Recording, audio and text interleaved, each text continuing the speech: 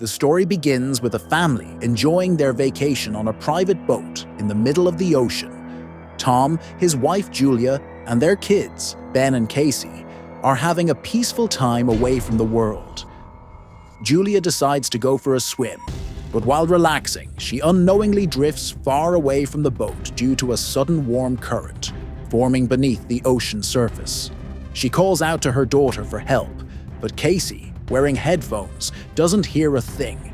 Thankfully, Tom, who's at the back of the boat fishing with his son, notices Julia struggling just in time. He quickly steers the boat toward her and manages to rescue her before it's too late.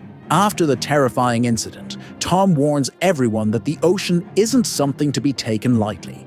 Later that evening, they celebrate Ben's birthday on the boat. Everyone is happy and connected. Casey even introduces her boyfriend over a video call, but during the call, she notices something strange. A flash of lightning behind her boyfriend in the clouds. Moments later, the call cuts off. They assume it's just bad weather and don't think much of it. The next day, disaster strikes again. Something gets stuck in the boat's propeller. Tom dives in to check, but while underwater, he gets injured by a jolt from the propeller. As he returns to treat his wound, fireballs start raining down from the sky. At first, they think it's a meteor shower, but soon realize these are falling satellites. Fearing one might hit their boat, Tom tries to start the engine, but it fails under pressure, and as if things couldn't get worse, a massive storm brews out of nowhere. The family rushes inside and seals the boat, but the storm is brutal. The boat tosses violently, and they barely survive the night. Come morning, they step outside and are shocked. The entire ocean has vanished. The boat now sits on a dry seabed, surrounded by cracked ground. Tom quickly uses the radio to call for help. Luckily, he connects with a diver named Now, who tells him something terrifying. All the ocean water has drained into the earth and will return in 5 days. But when it does, it will flood back with immense force. And their boat won't survive. Now says he has a diving capsule, but it can only carry 2 more people. Since his diving partner died, he offers the space to Tom's family. Tom agrees and decides to send his children with Now, without telling them about the sacrifice he plans to make. Before they can leave, a strange man stumbles toward their boat, exhausted.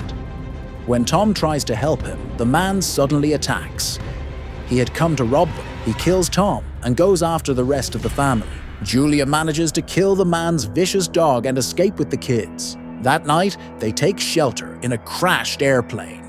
While Casey steps out for fresh air, the attacker sneaks up again, but Julia intervenes and kills him. But even with him gone, nature itself becomes their greatest enemy. The heat, thirst, and massive sea crabs. Mutated creatures looking for fresh meat start hunting them. The family runs for their lives and eventually finds a container, but a selfish group already inside refuses to help them. Ironically, the crabs crawl into the container through a hole and slaughter everyone inside, while Julia's family survives. They find food, water, and a working radio. Julia calls Now again, only to learn that the ocean is returning much sooner than expected. If they don't reach him quickly, they'll drown. Julia and the kids begin their final dash, but the crabs attack again. Knowing only 2 can fit in the capsule, and believing Now will only take the kids, Julia prepares to sacrifice herself to buy them time. What she doesn't know is that Now was already dying from crab wounds. There was space for all of them. As Casey reaches the capsule, she can't bring herself to leave her mom behind. She runs back, and together they make one last desperate attempt to escape. They arrive just in time, get into the capsule, and as the sea roars back to life, they're pulled to safety. Eventually, they reach the shore, but the sight awaiting them isn't one of relief. The world seems empty.